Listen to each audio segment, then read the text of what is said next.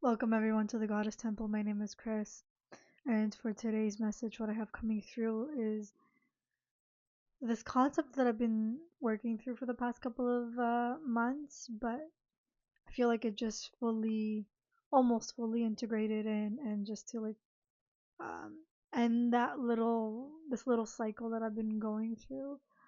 And so that's regarding this concept of living life messy.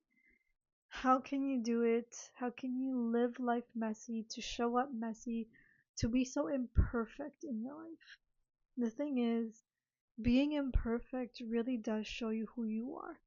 It shows you the parts of you that you may have not been able to see, to sit down with, to know that you're nourished, that you're replenished, that you're just fully get to be you. And so it's this concept that when you get to do something messy, when you get to do it imperfect, when you get to do it where you feel like you're falling apart um, and you're just afraid of what's gonna come up, but you know what's coming up and through is something and are things that are necessary. The thing is, please don't, like, if you are to practice this, like, please be a bit more discerning. It's not for everyone. It is not to be done. Um, like, you shouldn't be replacing this with therapy. Please go to therapy. Please seek professional help if need be. But let's dive into a little bit more of this imperfect way of living. And so you have this idea, you have this thought, you have this desire that just moves you, and you're like, I want to do it. And you begin doing it, and then you're like, what the heck is this? This is not what I thought it was going to be. It's not what I saw in my mind. It's not what I fantasized about. It's not what I visualized. And it's not coming through perfectly. But that's the thing. The inspiration is there. The inspiration was there to get you to move, to begin to do the thing that you are drawn to doing. The thing is, a lot of the inspirations and the desires we have, they're concepts and ideas that one supports us into the next growth, the next phase of our lives. And secondly, it's to dive in deeper into the soul's expression, into the way that your body, your soul, your karmic life, your past lives, even lineage, ancestral lives, and expressions that express itself through you, or that would want to be expressed and explored through you. Now, you can discerningly draw boundaries um, and ensure that you're not repeating things that you don't want to or that you don't need to. Because not all of the experiences are meant to be lived, and at the same time, some of them are. Okay? But the thing is, the whole point of living life messy, the whole point of leaning into these desires, it's so you can move through it. It's so that inspiration, that expression, those learnings, those lessons, they get to be integrated differently. They get to express and show up differently. They don't have the same weight or the same impression on you, because that's why it gets repeated again. That's why these old lives, these old stories get repeated again, is because it got imprinted onto you, imprinted into your nervous system, imprinted into your memories, right?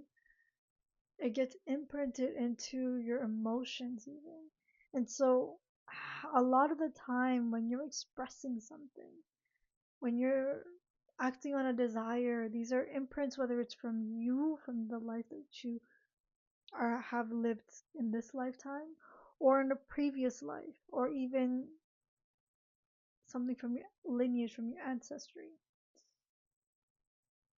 And so the whole point of your life is moving through all of these stories. And you do it in a way that it's messy, it's not clean, it's disruptive, it's changing things around, it's reorganizing and continuing to reorganize what you've already organized, it's because you're constantly evolving, you're constantly changing, and you're constantly becoming that much more of you, of who you are. You're here to be purely you. You're here to express who you are. And the thing is, you can only do so is when you see that you have an impulse, when you have that discomfort and you're like, I don't like this. But that's the thing, you have to live through it. And I know I know that the words I'm currently using, they're quite strong, and please use it in a very discerning manner because it's not for everyone. It is not to be used lightly. It isn't to be used in a way where you're self-critical, because it's not helpful when you're so critical of your expression of who you are. It's important that you do take care of yourself and that you do seek help when needed. Go for those, workshops, learn, educate yourself, learn more about yourself. You're not here to do life alone. There's resources out there. Please use them. Um, and the thing is, that's the thing. Just like you're not here to do life alone, even your inspirations or for you to fulfill the desires you have, it also includes and involves humans. You cannot do it alone. You do it with humans. That's it. Point final. Just like you impact others, others impact you too. And it's this beautiful exchange. It becomes a communal exchange. And so it's learning through these places. It's leaning into these places. And it's messy. It is disruptive because when you begin to interact more and more with people around you and you explore these ideas, these thoughts, these kind of inspirations, it's not only are you getting reflected back to you where you're not in congruence with you, in alignment with you, you are also reflecting to the other person where they are not in alignment and what they have to work through. And so it's with agreement, with discernment that you move with people around you. Sorry. Um, you move with people around you. You do it with them. And you do need people for you to be able to understand how to even shift yourself because they do reflect back to you what's necessary, what's wanting to express itself. And so when you begin to really listen to these inspirations on where to go, where to be led, you become familiar with who you are. And who you are, sometimes it's hard to digest. It's hard to be okay with the fact that this is who you are, that this is who you have been. And the thing is, this is where this concept of forgiveness comes into play. What do I mean by that? Is when you see who you are and who that you've been, this isn't concerning your higher self necessarily. This is more concerning your ego self, the way that you have conducted and went about life, and the choices you've made because you thought those were the best choices to be made. And for you to make peace with that, for you to ground why you chose what you did in the time that you did, because that was all the knowledge and wisdom that you had. That was the resource that you had, and so that was the solution for that resource available. And when those resources begin to change because you ask different questions, you have different inputs from your external environment, you begin to learn differently. You begin to notice that, okay, it's okay. Yes, it was uncomfortable that I did something like that, but This is something that I no longer wish to carry forward. So this is where forgiveness comes into play. To forgive yourself, it's not an easy road. It's not happy. It can be, but it can be quite heavy. And when you're heavy, it's important that you nourish yourself. It's important that you take care of yourself, that you lighten the load, that this is the time that you begin to isolate yourself. And now, isolating yourself can be nourishing and it also can be, um, what is it? It can be not burdensome, but um, it can eventually bring you into the state of being lethargic, being heavy, being dense, and that you need something to wake you up again. And so it's this beautiful balance and dance of going from a place of being inspired to move, and then you move, and then you see that, well, it's not yielding the result that you want, just not, you're not feeling what you wanted to feel. And then you have to go back in to reflect on what was happening.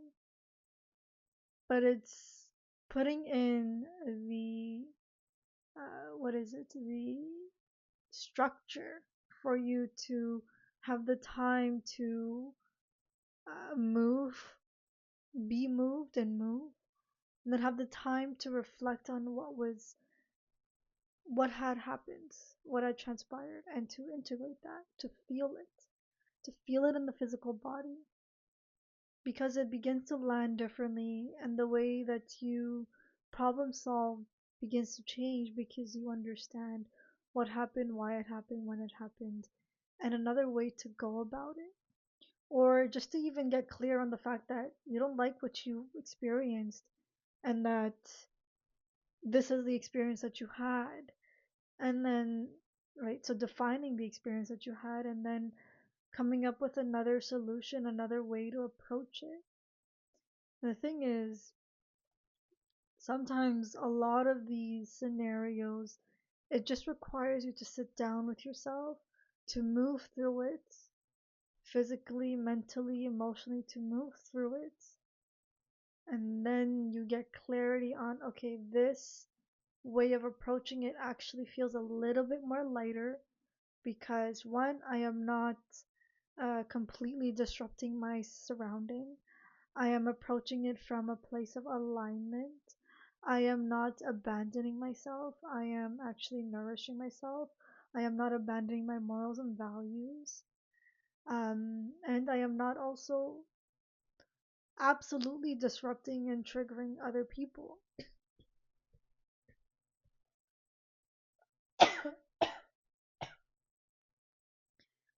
And why do I say that you're not absolutely disrupting and triggering other people? It's because it's important for you to be in community, is that you want to have a an impact in people's lives. The thing is, the impact isn't by breaking them down. Breakdown does happen, but it's not you deliberately ripping them and shredding them to pieces. It's pointless. It's actually quite disruptive. That's exactly what's happened throughout all of these years. The way that this this system, the life that we live, the environment that we live in, the communities, the societies, the borders that we live in, all of this has disrupted, has a disruptive nature to it. And now, even that's a choice on how you wish to disrupt. And so it's being getting clear on your habits, your behaviors, why you do what you do, and you get to learn about yourself. The whole point of a messy life is to learn about you and your natural expression and the way that you want to authentically move, the way that your soul wants to live and be moving, and to understand what the middle path is for you, because everyone's middle path looks different because their shadow self looks different than their light body. Both look different. So it's understanding this, to reflecting on it, to putting in the space and the environment, to setting yourself up for a place of success. Give yourself the courage, the capacity, the life to be able to be moved in this time of a messy way of living. A messy way of living is an imperfect way of living, and it's an imperfect way of being yourself, and for you to understand that you are an imperfect being. And that alleviates a lot of the pressure and allows you to actually lean in, get curious, and live life. So, with that little bit, I am going to be leaving the message here. I wish that you guys got a little bit of something out of this and that it's supported for you. And so, I wish you guys all the best, and I will speak to you soon.